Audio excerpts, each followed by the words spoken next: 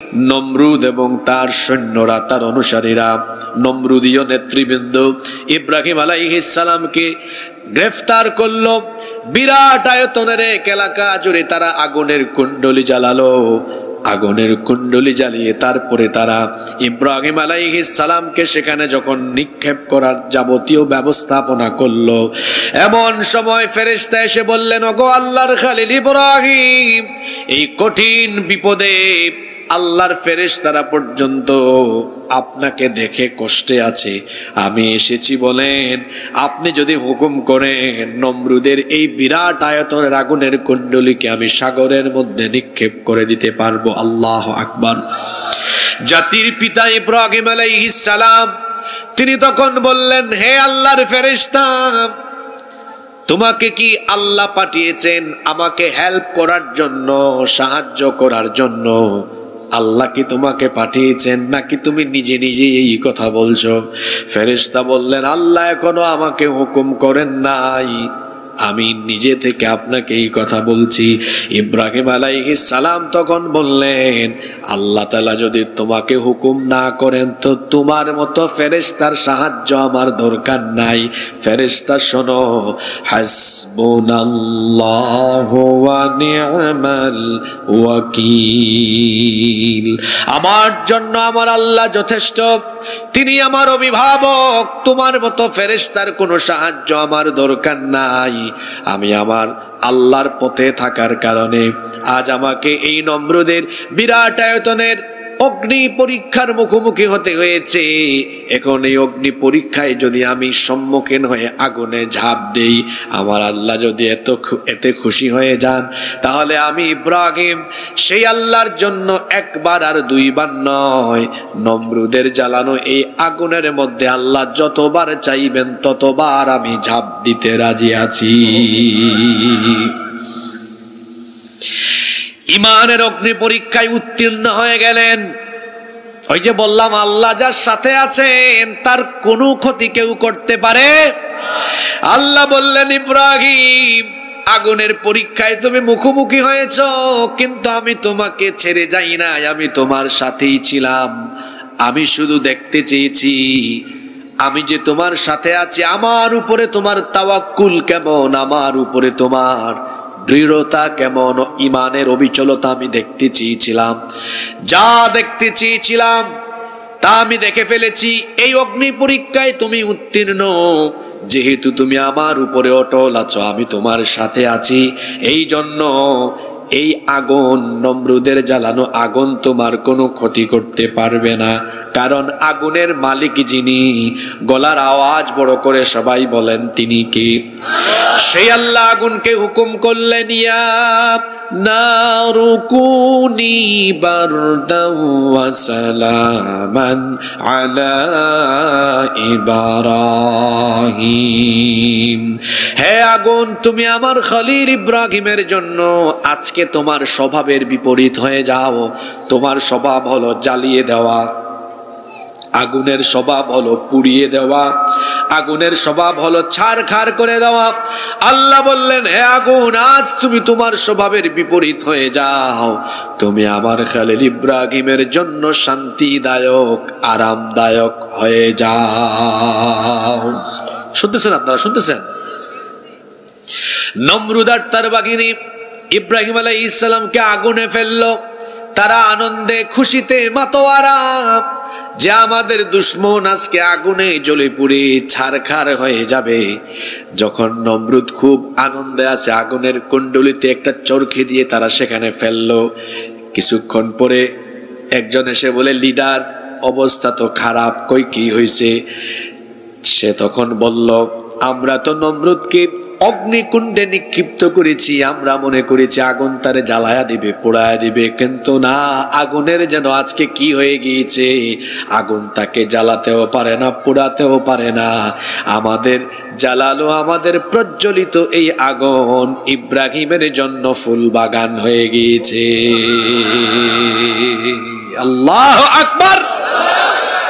আমি কি কিচ্ছা শোনাইলাম নাকি আপনাদেরকে? শুধু না, শিক্ষা দিতে চেয়েছি, যার সাথে আল্লাহ আছেন দুনিয়ার কোনো আগুনও তারে পুরাতে পারে না। আল্লাহু আকবার।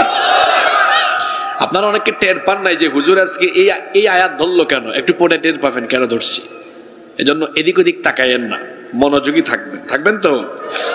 জেন জির ছেলেরা মনোযোগী আছে তো? আজকের আয়াতগুলো বিশেষ করে তাদের জন্য উৎসর্গ করা। আমার মনোযোগ আছে? তাহলে আল্লাহ যার সাথে আছেন কেউ তার কোনো ক্ষতি করতে পারবে। ওইদিকে মুসা আলাইহিস সালাম তার উম্মত নিয়ে বড় টেনশনে, কারণ ফেরাউন আর তার বাহিনী মুসা নবীর উম্মতের উপরে অবর্ণনীয় জুলুম নির্যাতন আরম্ভ করেছে। মুসা নবী তার উম্মত বনি ইসরাইলকে নিয়ে দুশ্চিন্তায় পড়ে গেলেন, কি করে এদেরকে নাজাতের ব্যবস্থা করা যায়। অবশেষে আল্লাহ তাআলা মুসা নবীকে বললেন, তুমি তোমার উম্মত নিয়ে রাতের অন্ধকারে মিশর ত্যাগ করো, মিশর থেকে হিজরত করো। তিনি তার উম্মত বনি ইসরাইলকে নিয়ে আল্লাহর দেওয়া হুকুম মোতাবেক রাতের অন্ধকারে মিশর ছেড়ে রওনা করলেন। পথ চলতে চলতে দিনের বেলা সকাল বেলা তারা লোহিত সাগরে পৌঁছালেন। এই খবর ফেরাউনের কানে চলে গেল। ফেরাউন তার বিরাট বাহিনী নিয়ে পেছন থেকে ধাওয়া আরম্ভ করলো। এইদিকে মুসা নবী তার উম্মত নিয়ে যখন যেতে যেতে যেতে যেতে যখন লোহিত সাগরের সামনে চলে আসলেন, তার অধৈর্য উম্মত বনি ইসরাইল তখন বলল, মুসা তুমি কোথায় নিয়ে এসেছো? গত রাতে বললা আমাদেরকে নাজাতের জন্য নিয়ে যাচ্ছ, এই বুঝি নাজাত? এখন তো দেখি সামনে সাগর, সামনে গেলেও আমাদের মরণ আছে।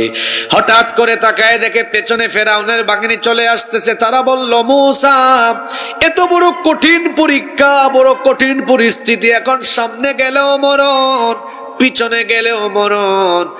আর ওইদিকে দেখো ফেরাউনের বাহিনীর হাতে বল্লম আছে, তীর আছে, তলোয়ার আছে, আমাদের সাথে কিছুই নাই। এখন তো এরা আমাদেরকে কচুকাটা করবে, এদের সাথে সব অস্ত্র শস্ত্র আছে, আমাদের সাথে কিছু নাই। আমার দিকে তাকান, কথাটা কি বলছে দেখেন। দেখো ফেরাউনের বাহিনীর সব আছে, আমাদের কিছু।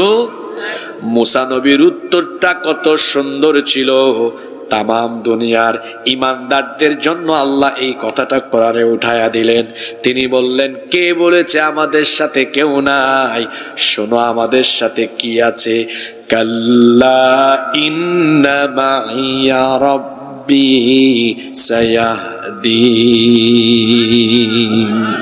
নেভার এভার, কাল্লা, কখনো নয়। তোমরা বলছো যে কেউ নাই আমাদের সাথে, কে বলেছে কেউ নাই?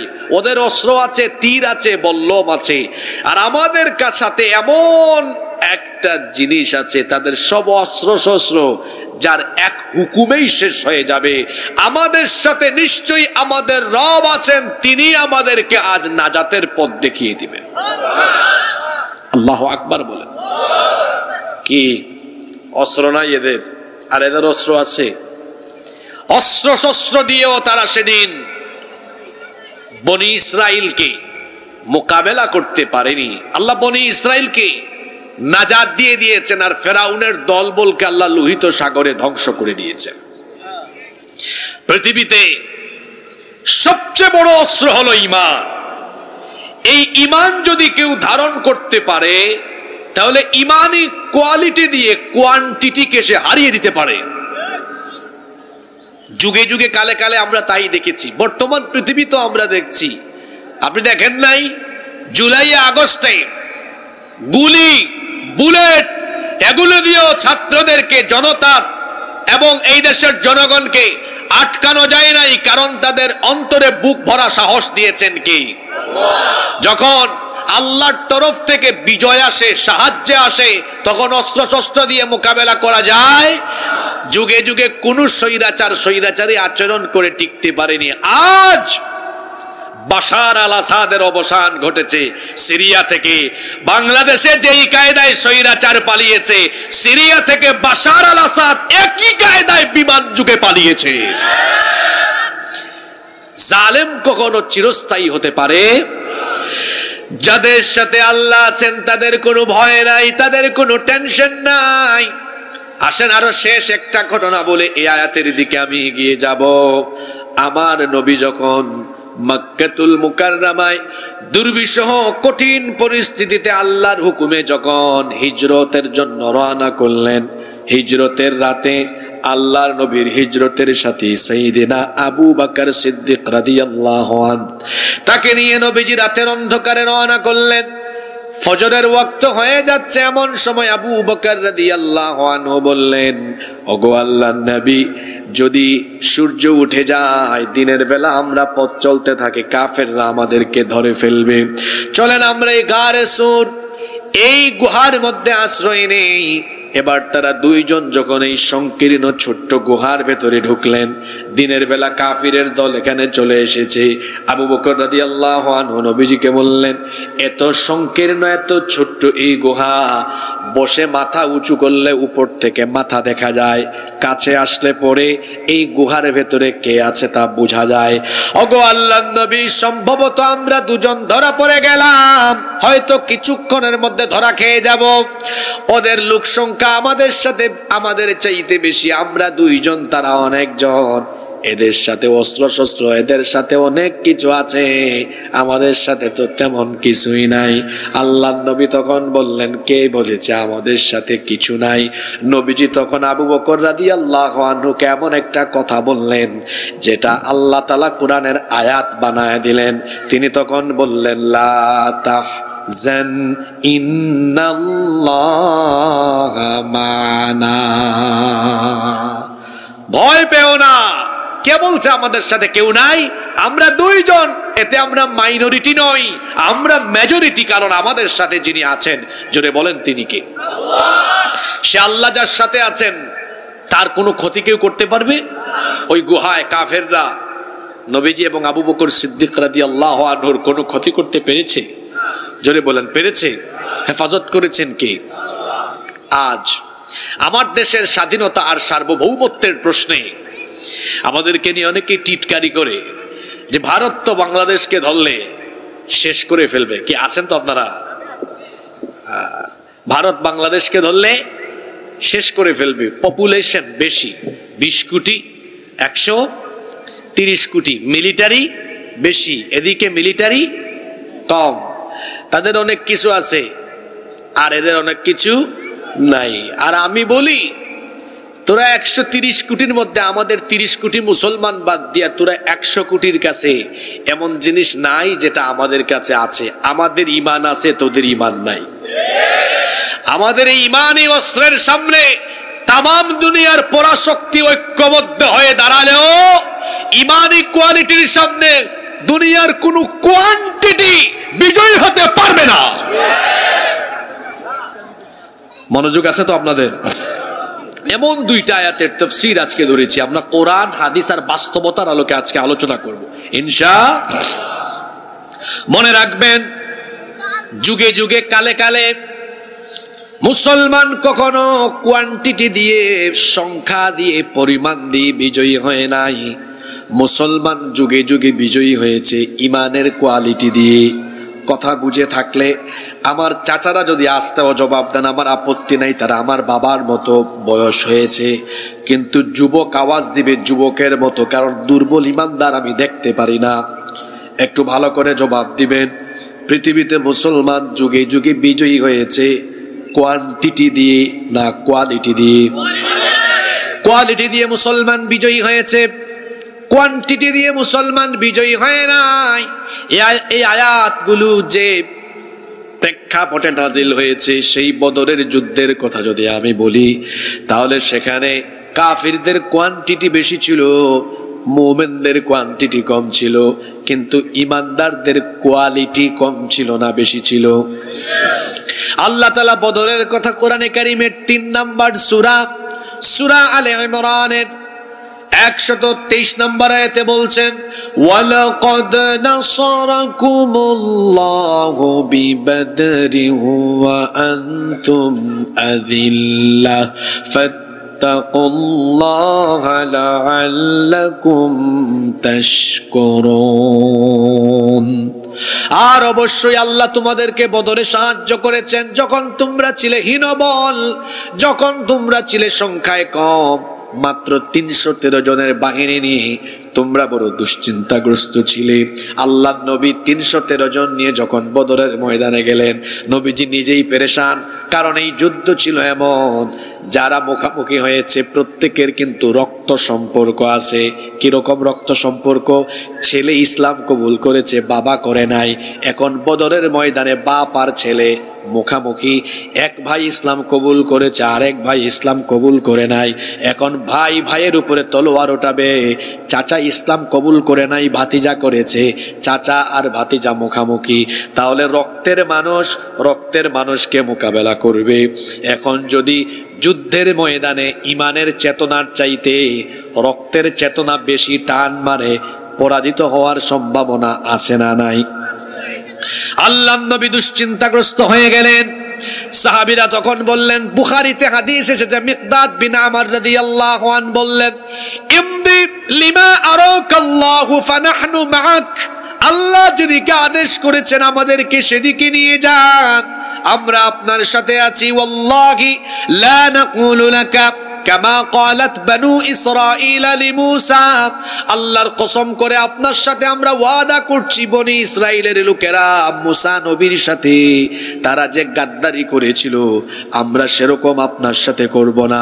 বনি ইসরাইলের লোকেরা মুসা নবীর সাথে যুদ্ধে গিয়েছিল, যাওয়ার পরে তারা তলোয়ার অস্ত্র শস্ত্র রেখে মুসা নবীকে বলেছিল, এই শত্রুদের মোকাবেলা আমরা করতে পারবো না। ইযহাব আনতা ওয়া রাব্বুকা ফাকাতিলা ইন্না হুনা কাঈদুন। তুমি আর তোমার আল্লাহ দুইজনে যুদ্ধ করো, আমরা দর্শকের সারিতে থেকে আমরা দেখি। নাউজুবিল্লাহ। আল্লাহর রাসূলের বদরি সাহাবীরা বলছেন, ওগো আল্লাহর নবী, আমরা আজ আপনার সাথে এমন আচরণ করব না। আমার বাপ আমার বিরুদ্ধে, আমার ভাই আমার বিরুদ্ধে, ভাতিজা আমার বিরুদ্ধে। আজকে আমরা রক্তের চেতনা নিয়ে এখানে লড়বো না, লড়বো আমরা ইমানের চেতনা নিয়ে। আমরা মনে করব আমরা ইমানদার আর তারা হলো বেঈমান। এই জন্য আমরা ঘোষণা করছি, ইযহাব আনতা ওয়া রাব্বুকা ফাকাতিলা ইন্না মাআকুমা মুকাতিলুন। আমরা আপনাকে বলবো আল্লাহ আর আল্লাহ আপনাকে যেদিকে আদেশ করেছেন সেদিকে আমাদেরকে নিয়ে চলুন। যতক্ষণ আমাদের শরীরে নিঃশ্বাস থাকবে, প্রাণ থাকবে, ততক্ষণ আমরা আল্লাহর পথে লড়াই চালিয়ে যাব। সুবহানাল্লাহ মুখ দিয়ে বের হয় না, তাই না? হ্যাঁ, আল্লাহর নবী তখন বললেন, শোনো শোনো, আল্লাহ তোমাদের ইমানের এই কোয়ালিটি দেখে বড় খুশি হয়ে গিয়েছেন। তোমরা মনে করো না আজ তোমরা 313, আজকে আল্লাহ জানিয়ে দিয়েছেন আল্লাহ তোমাদের সাথে থেকে তোমাদের কেমন ভাবে সাহায্য করবেন। পরের আয়াতে আল্লাহ নবী সাহাবীদেরকে যা বললেন আল্লাহ সেটা কোরআনের আয়াত বানিয়ে দিলেন। আল্লাহ তাআলা বললেন, ইদ তাকুলু লিল মিনিনা আলাইয়াকফিয়াকুম আইয়ুমিদ্দাকুম রাব্বুকুম বিসালাসাতি আলাফিম মিনাল মালাইকাতি মুনজালিন। আল্লাহর নবী তখন বললেন, আল্লাহ কোরআনে উঠায় দিয়েছেন, নবী স্মরণ করুন যখন আপনি মুমিনদেরকে বলেছিলেন তোমরা এই যে ইমানের কোয়ালিটি দিয়ে আজকে দাঁড়িয়ে গিয়েছো, শোনো ভয় পেও না, তোমাদের কাজ হলো শুধু ইমান নিয়ে দাঁড়ানো। মোকাবেলা করা আজকে তোমাদের দায়িত্ব নয়, মোকাবেলা করার দায়িত্ব যার, জোরে বলেন তিনি কি? সে আল্লাহ বলেছেন, এটা কি তোমাদের জন্য যথেষ্ট নয়? তোমরা যদি ইমানের কোয়ালিটি নিয়ে দাঁড়াতে পারো, আল্লাহ একজন দুইজন নয় 3000 ফেরেশতা নাজিল করে আজ তোমাদেরকে সাহায্য করবেন।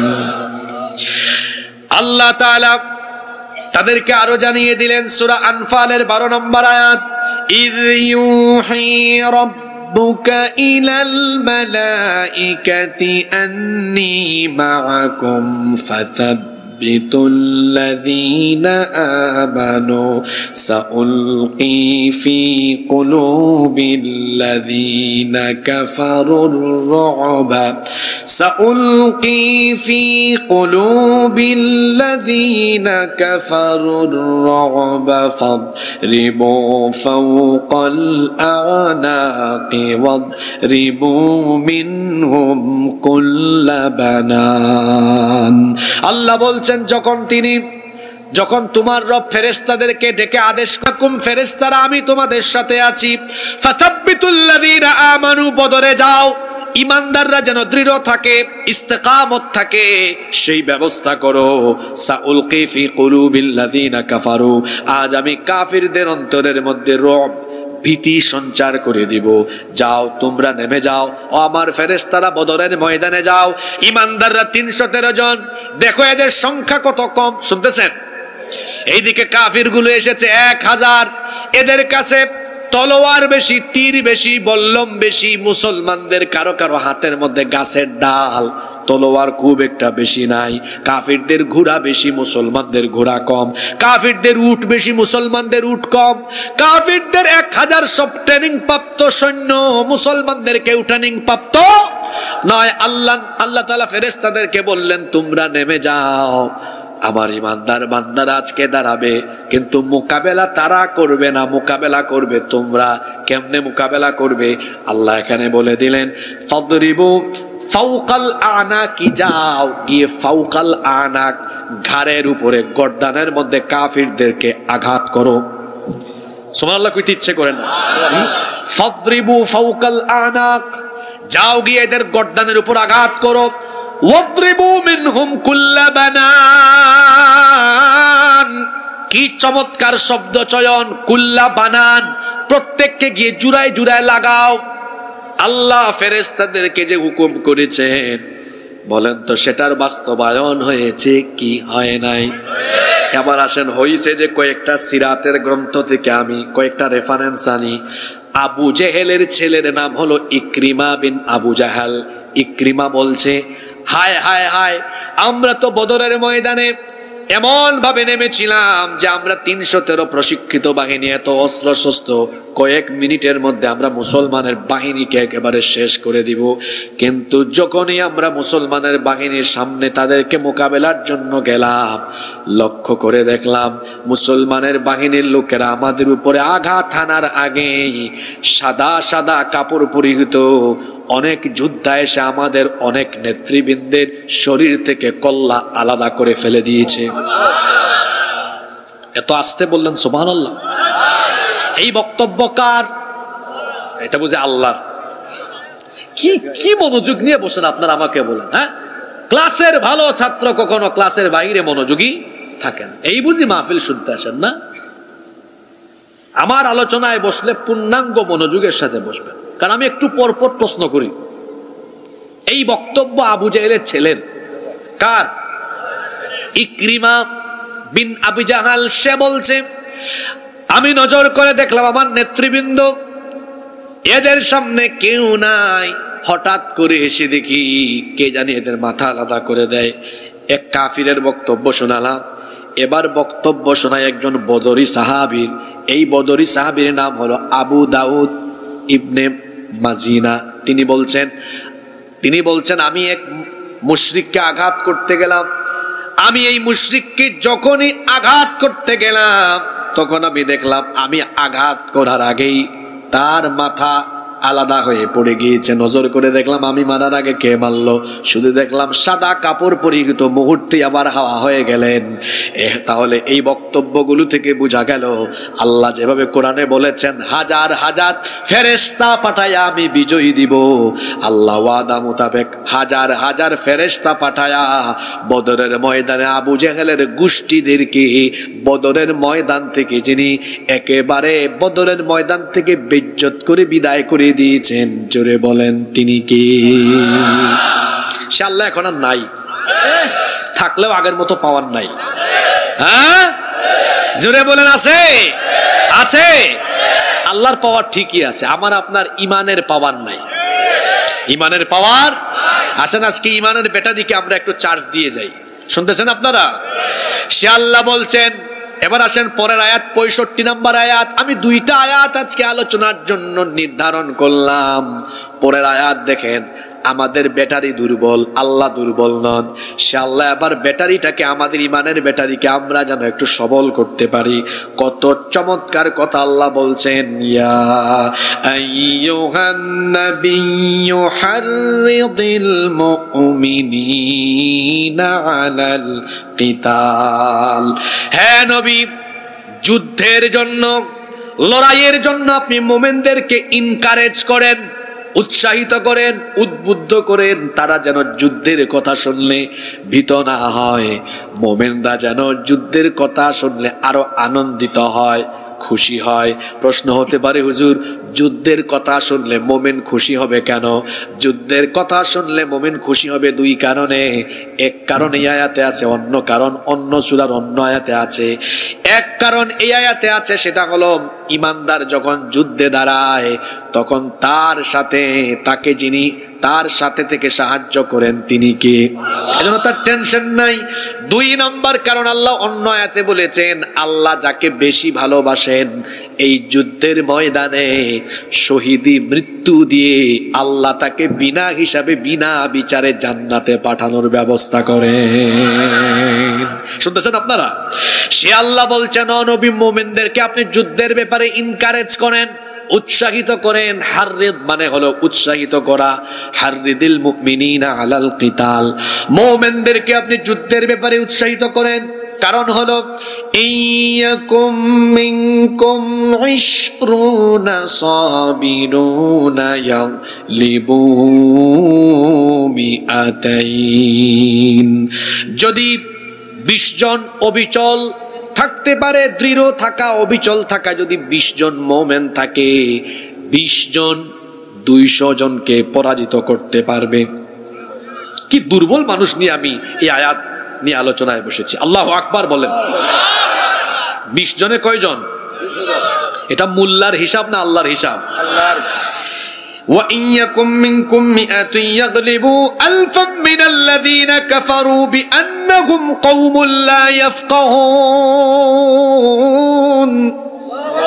আর যদি 100 জন দৃঢ় পদে থাকা মুমিন হয় তাহলে 1000 কে মোকাবেলা করতে পারবে।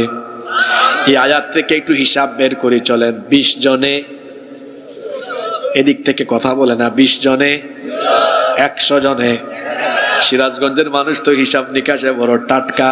এবার একটু ভাগ কইরা বের করেন তো, প্রতিজন কয়জন কাফিরকে সাইজ করার শক্তি রাখে? আচ্ছা, এই হিসাবটা কি আমি নিজে নিজে আমার বাপ দাদার থেকে ধার করলাম নাকি আজকে কোরআন থেকে দেখালাম? এদিকে তাকান। এই পাওয়ার আপনারা তো কথাই বলতে পারেন, পাওয়ার নাই তো, ব্যাটারি দুর্বল। একজন কয়জনকে? জোরে বলেন, কয়জন? আসেন তো এবার, বাংলাদেশে 20 কোটি মানুষের থেকে যদি 14 কোটি মুসলমান হয়, যদি এদের ইমানের ব্যাটারি ইমান দিয়ে লুট করা থাকে, তাহলে 14 কোটি কত জনের শক্তি রাখবে?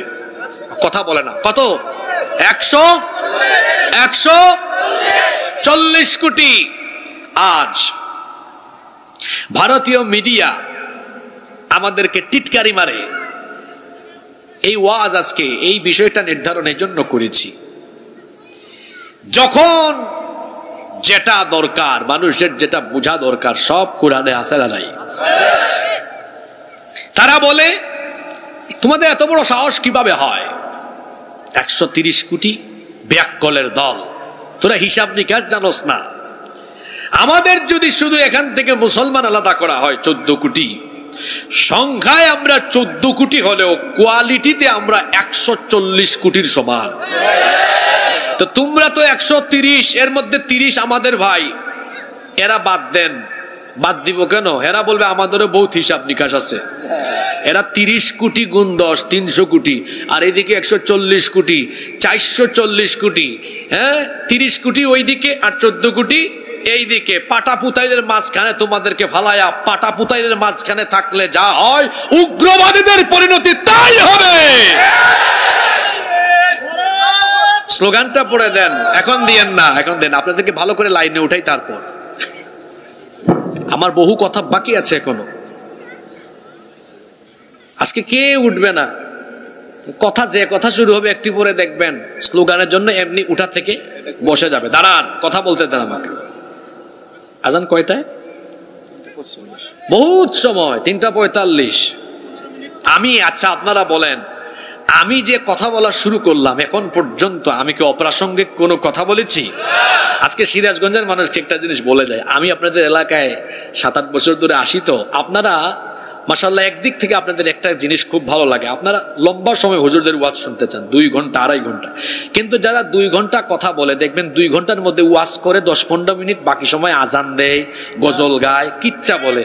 আর আমার অভ্যাস হলো আমি কথা বলি 1 ঘন্টা, বড় জোর 60-70 মিনিট, 70 মিনিটের মধ্যে 70 মিনিট ওয়াজ করি। তো ভালো কোনটা? 70 মিনিট ভালো না 2.5 ঘন্টা ভালো? আপনারা চুজ করেন ভালো কোনটা। হ্যাঁ, আর বিজ্ঞান কি বলে? মানুষের 50-55 মিনিটের বেশি সময় মনোযোগ থাকে না, এই জন্য 2.5 ঘন্টার ওয়াজ মানুষ মনে রাখতে পারে না। 60-70 মিনিটের গুরুত্বপূর্ণ কথা মানুষ হৃদয়ে ধারণ করে বাড়ি যেতে পারে। নাও টেক ইউর ডিসিশন, সিদ্ধান্ত আপনি নেন কোনটা করবেন। ঠিক আছে, এই ভাই বলছেন 3:45, বহুত সময় আমার জন্য এটা। এখন ওইদিকে 15, ওইদিকে 5, 20, এই 20 মিনিট আমি বহুত কথা বলতে পারবো এখন। আলহামদুলিল্লাহ পড়েন আলহামদুলিল্লাহ। যে আমার ভাই বললেন আমরা একই প্ল্যাটফর্মের মানুষ, তো আমরা 2-4 মিনিট সময় পাইলে 2 ঘন্টার বক্তব্য 2 মিনিটে ঢুকাই দিতে পারি। এত কথা বলে লাভ নাই। কথা আমাদের দেশে হবে সেই ছেলে কবে কথাই না বড় হয়ে কথা বলবো কম, কাজ করব। তাহলে এই আয়াত আমাদেরকে কি হিসাব দেখাইলো? প্রত্যেক মুসলমান যদি তার ইমানের ব্যাটারিকে লুট করতে পারে 10 জনকে মোকাবেলার শক্তি রাখবে। কথা মোল্লার না আল্লাহর?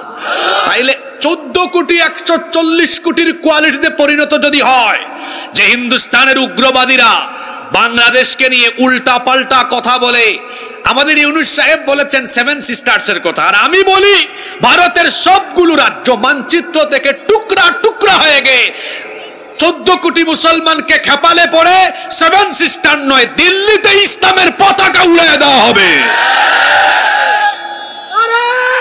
একটু ভাই একসাথে মাইরেন, সময়টা কম। দাঁড়ান দাঁড়ান দাঁড়ান দাঁড়ান, আমি তো বলছি সুযোগ দিব। গেল কোরআন, এবার হাদিসে আসেন। আজ যে উত্তেজনাকর পরিস্থিতি ভারত আর বাংলাদেশে তৈরি হয়েছে, আমার দিকে তাকান, তৈরি হয়েছে, এটা তৈরি হবে 1500 বছর আগে ভবিষ্যৎবাণী করে গিয়েছেন মুহাম্মদ। আমরা বলি সাল্লাল্লাহু। এই হাদিসটি নাসাই শরীফে, তিরমিজি শরীফে বর্ণিত হয়েছে। সাউবান রাদিয়াল্লাহু আন হাদিসের বর্ণনাকারী সাহাবী, তিনি বলছেন আল্লাহর নবী বলেছেন ইসাবাতান মিন উম্মতি আহরাজাহুমাল্লাহু মিনান নার, আমার উম্মতের 2টা দলকে আল্লাহ তাআলা জাহান্নামের আগুন থেকে মুক্তি দিয়েছেন। জোরে বলেন তো কয়টা দল? আল্লাহ নবী বলেছেন 2 দলের উপরে জাহান্নামের আগুন হারাম, এদের জন্য আল্লাহর জান্নাত। আমার উম্মতের 2টা দলকে আল্লাহ জান্নাত দিবেন, জাহান্নাম থেকে মুক্তি দিবেন। এখন প্রশ্ন হতে পারে হুজুর ওই 2 দল কারা? আল্লাহ নবী বললেন 1 নাম্বার ইসাবাতুন তাগজুল হিন্দ, যারা হিন্দুস্তানের বিরুদ্ধে যুদ্ধ করবে আল্লাহ তাদের জন্য জাহান্নামের আগুন হারাম করে দিয়েছে।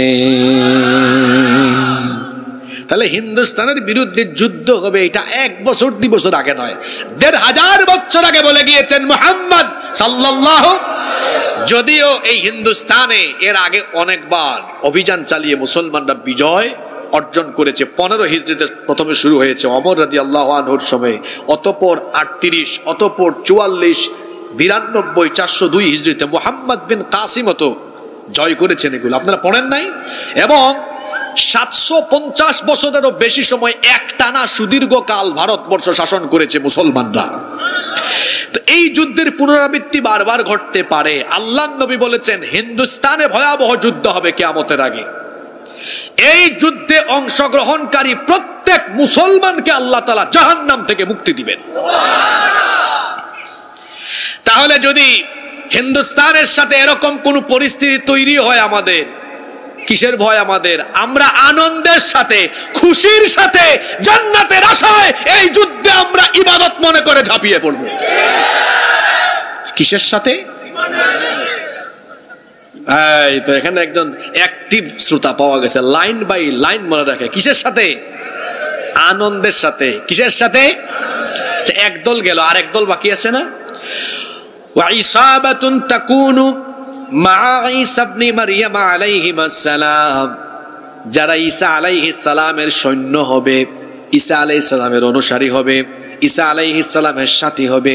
পৃথিবীতে একজন নবীর এখনো ইন্তেকাল হয় নাই, ওই নবীর নাম হলো ঈসা।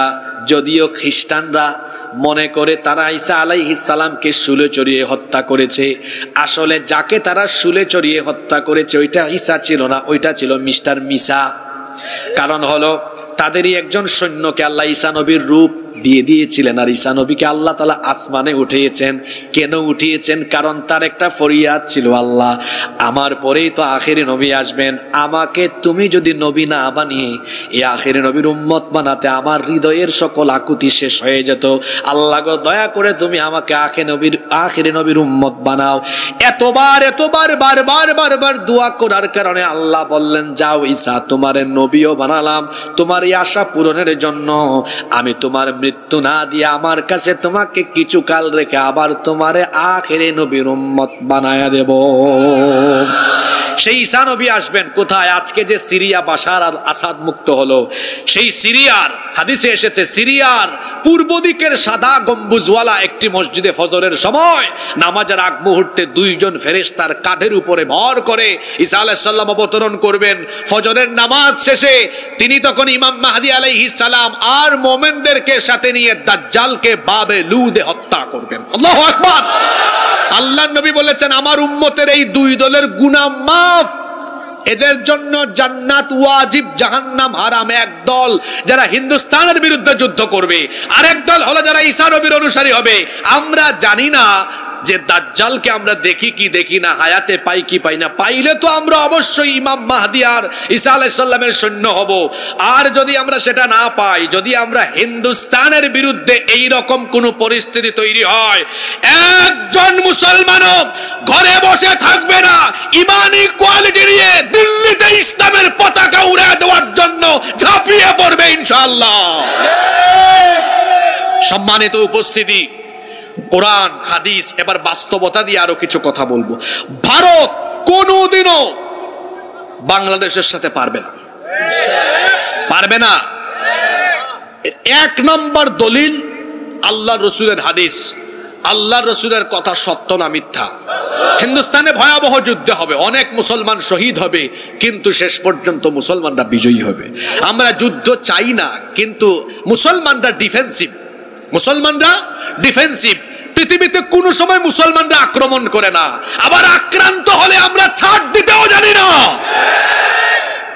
5 আগস্টে যখন তারা তাদের সেবাদাস, তাদের 5 আটা গুলামদেরকে এই দেশের ক্ষমতার মসনদ থেকে হারিয়েছে, রাতের ঘুম হারাম, পাগলের মতো তারা বাংলাদেশকে অস্থিতিশীল করবার জন্য অপচেষ্টা করছে। আপনারা জানেন 5 আগস্টের পর থেকে আজ পর্যন্ত তারা থেমে নেই, বসে নেই, কত কিছু তারা করছে। সর্বশেষ ইসকন নামে একটি উগ্রবাদী জঙ্গিবাদী সংগঠনের মাধ্যমে বাংলাদেশকে অস্থিতিশীল করে বাংলাদেশে একটা গৃহযুদ্ধ বাঁধিয়ে দেওয়ার অপচেষ্টা করছে। সেই স্বপ্ন কোনোদিন পূরণ হবে না।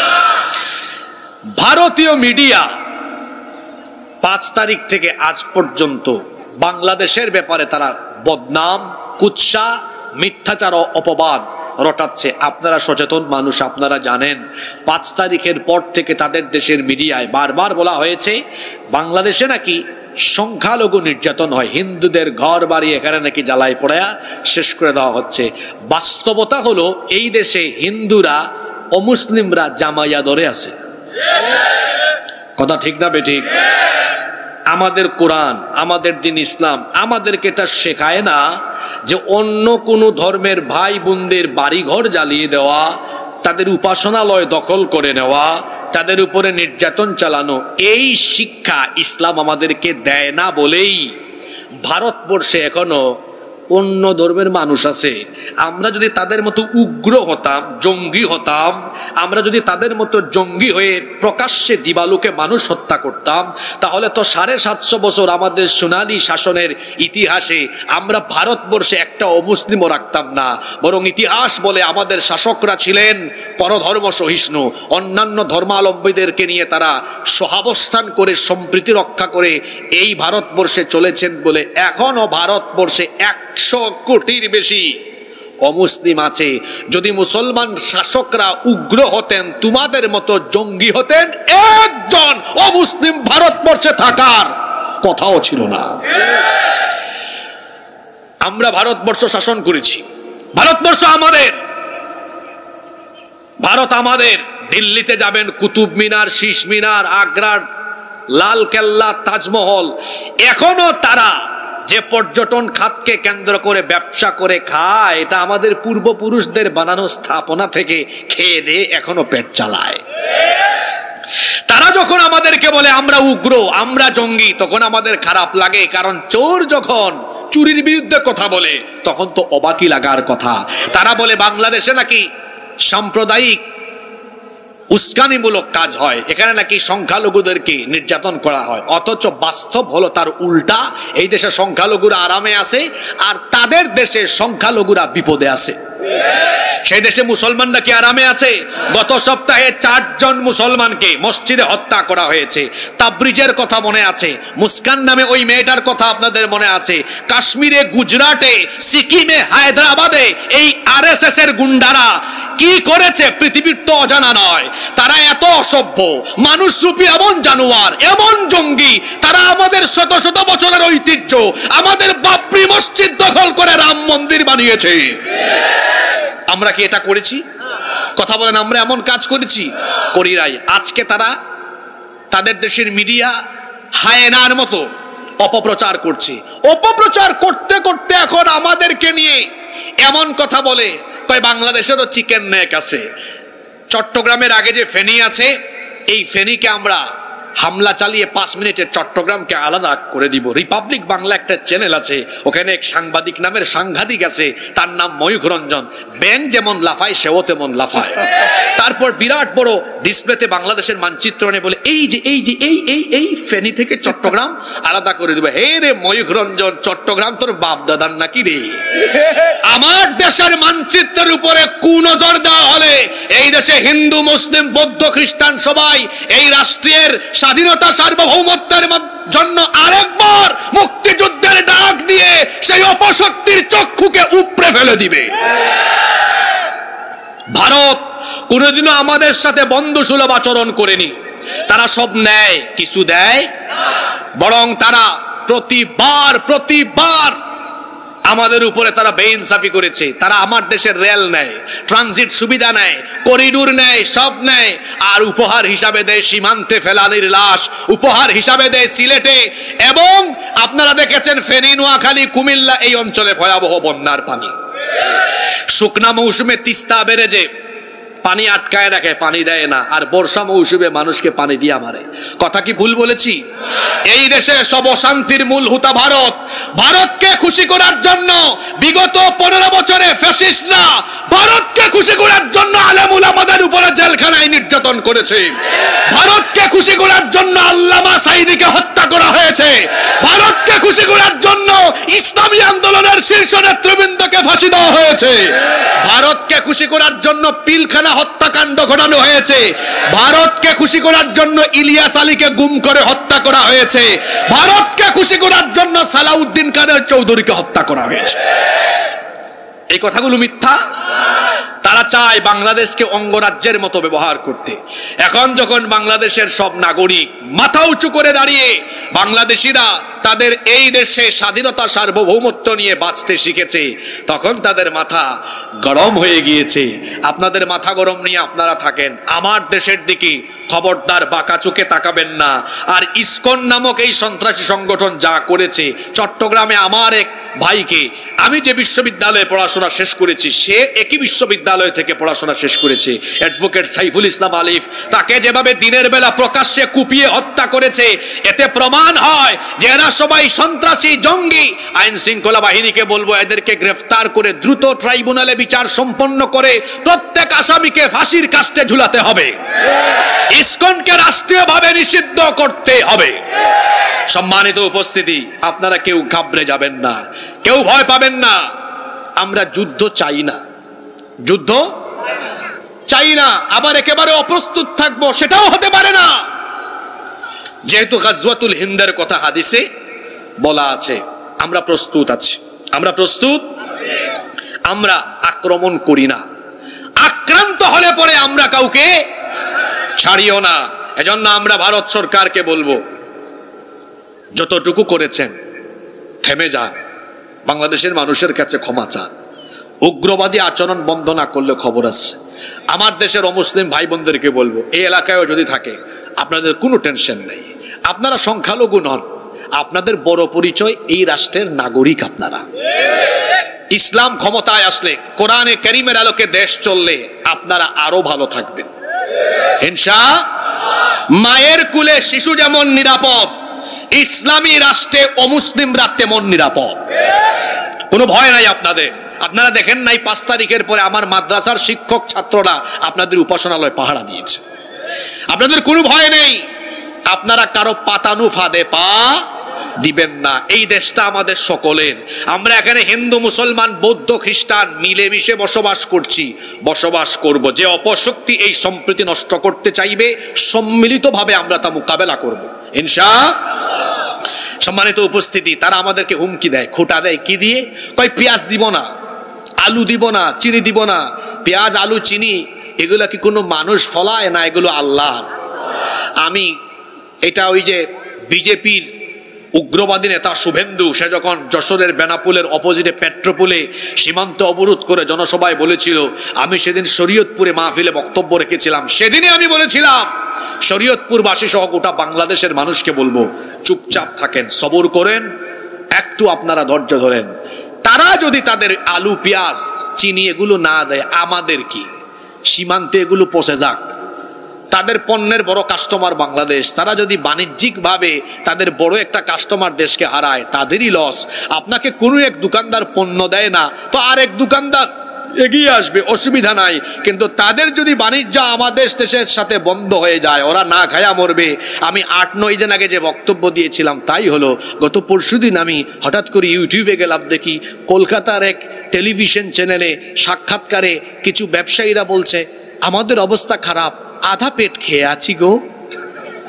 আমি শুনে বললাম, আর একটু সবর করেন, না খায়া মরে যাবেন গো। যা বলেছিলাম তাই হয়েছে। এমনিতেই নাই তোদের টয়লেট।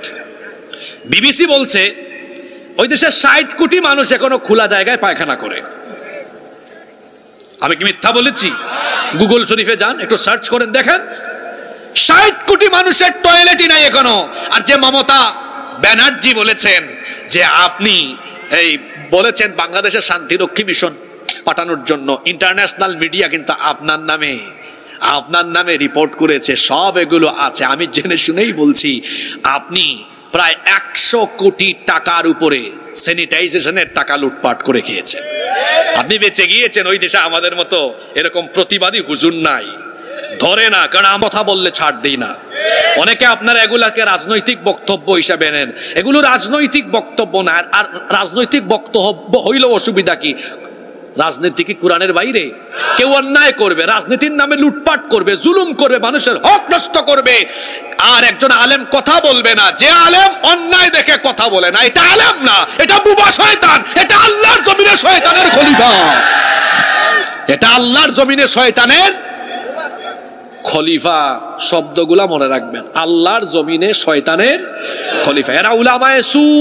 আল্লাহর নবী বলেছেন, উলামা উহুম শাররুম মান তাহতা আদিমিস সামা। আখিরি জামানা এমন কিছু আলেম আসবে, অন্যায়কে অন্যায় বলা শিখুন, সত্যকে সত্য, মিথ্যাকে মিথ্যা। যে কথাই ছিলাম, আমি বলছিলাম সবুর করেন। এখন দেখেন তারা বলতেছে, আসেন আমাদের নিউ মার্কেট মিনি বাংলাদেশে ব্যবসা নাই, হোটেল ব্যবসায় ধস, চিকিৎসা। তারা বলেছে 8-9 দিন আগে আমাদের পতাকায় প্রণাম করে ঢুকতে হবে। এখন গতকালকে নিউজে দেখলাম 30% 40% ডিসকাউন্ট ঘোষণা করেছে। আবার বাংলাদেশিদের জন্য আলাদা হেল্পলাইন সার্ভিস চালু করেছে। কুত্তার বাকালেজ কেমনে সোজা করতে হয় বাংলাদেশের মানুষ শিখে গিয়েছে। আমি আপনাদেরকে অনুরোধ করব, কয়েক মাস যেভাবে ভারতে যান নাই, সামনেও যাইয়েন না। দেখবো আমাদেরকে ছাড়া তারা কিভাবে চলে। দ্বিতীয়ত এখানে আরেকটা লাভ হয়ে যেতে পারে ইনশাআল্লাহ, সেটা হলো মেডিকেল সায়েন্সের যে বই পড়ে তারা ডাক্তার হয়েছে, আমার দেশের ডাক্তাররাও একই বই পড়ে ডাক্তার হয়েছে।